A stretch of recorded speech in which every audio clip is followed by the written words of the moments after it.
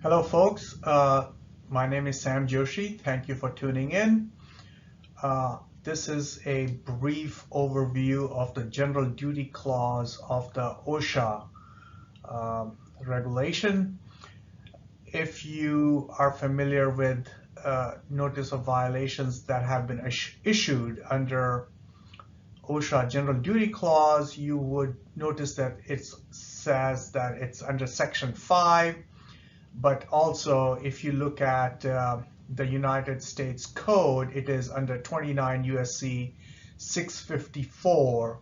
And also, if you review case law that is published under general duty clause, it is the USC Code 654 is what is stated. As you may know, OSHA was signed into law by President Nixon back in December 29, 1970.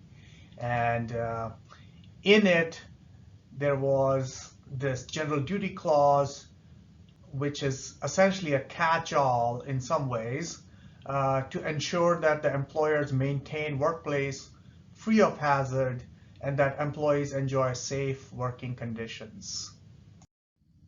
For those who are fairly familiar with the general duty clause, you can skip this slide, but for others, or for a refresher, I would like to go over the verbiage of what this general duty clause is for the employers as well as the employees. But in this section, we are just going to cover for the employers.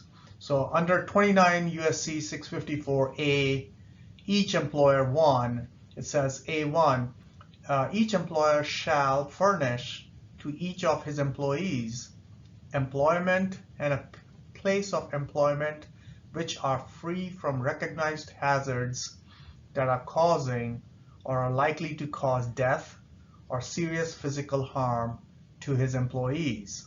And of course, A2 says each employer shall comply with occupational safety and health standards promulgated under this act. And as more standards are promulgated, it becomes it just keeps on going.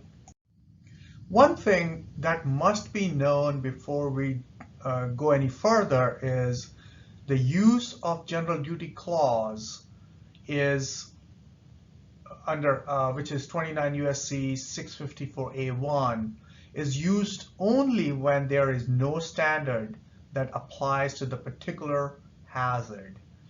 Essentially, what that means is if there is a violation, let's say under lockout tagout, a notice of violation cannot be written under general duty clause because there is a 1910-147, which is the lockout tagout regulation. So the notice of violation be written under that. Similarly, if there is a violation under, let's say, machine guarding and such, the violation will be written under that and not under general duty clause.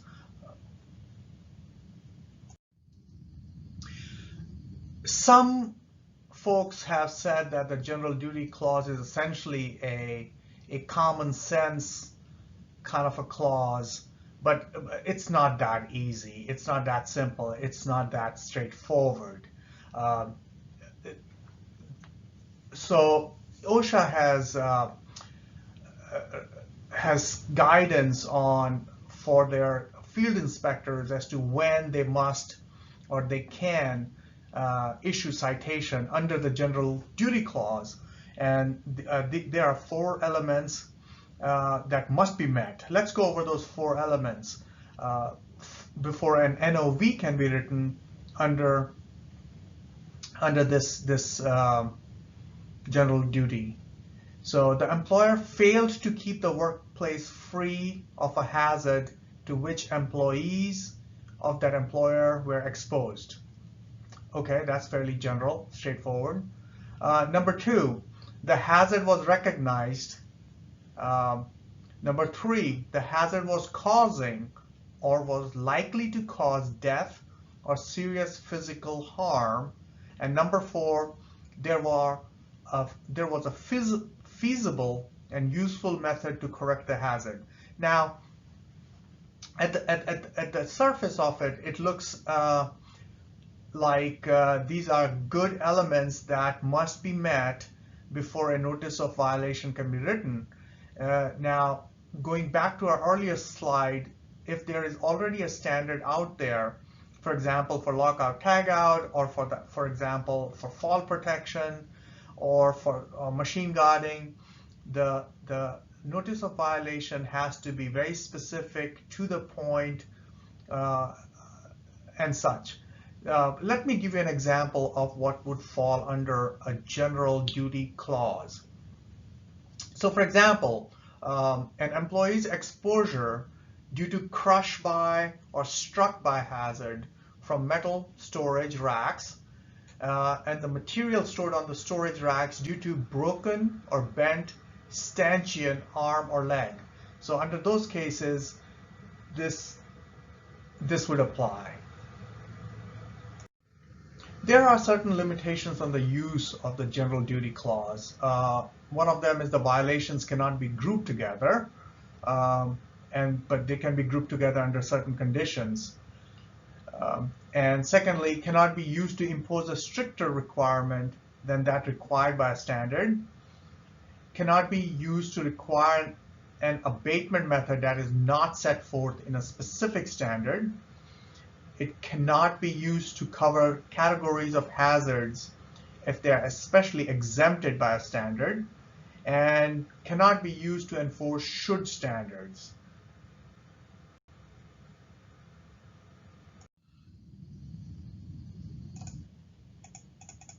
Cases like this show that 5B was intended to protect the company in cases where employees knowingly put themselves at risk, failure to follow their company training on hazards and OSHA standards. So what does this mean?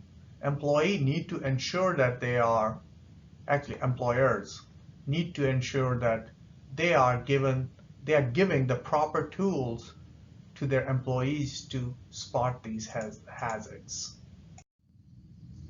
I would recommend these 4 elements that the employer should implement to ensure that employees are taking responsibility. Number 1 is pre-planning in case of job hazard analysis, and communicating that and going over the task before it is implemented. Training is very important for the employees to recognize the hazards and the tasks that they are asked to perform. Obviously, empowerment. Once workers have the training in recognizing hazard, they need to have the ability to feel that they are empowered to be able to stop work that puts them at risk.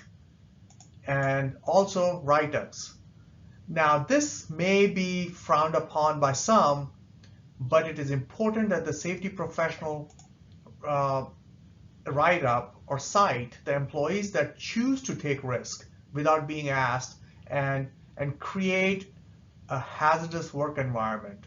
Writing employees up and maintaining these records can be crucial when a company does have an accident, and they can show that they do write individuals up for failure to comply, and that's what the 5B standard is. And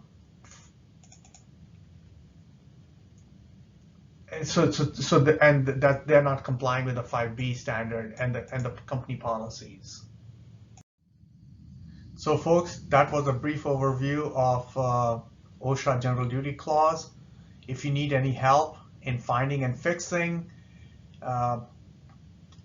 areas where if OSHA visits your facility, you can potentially have a violation, feel free to give me a call. My name is Sam Joshi. I'm a certified safety professional and a professional engineer. Thank you.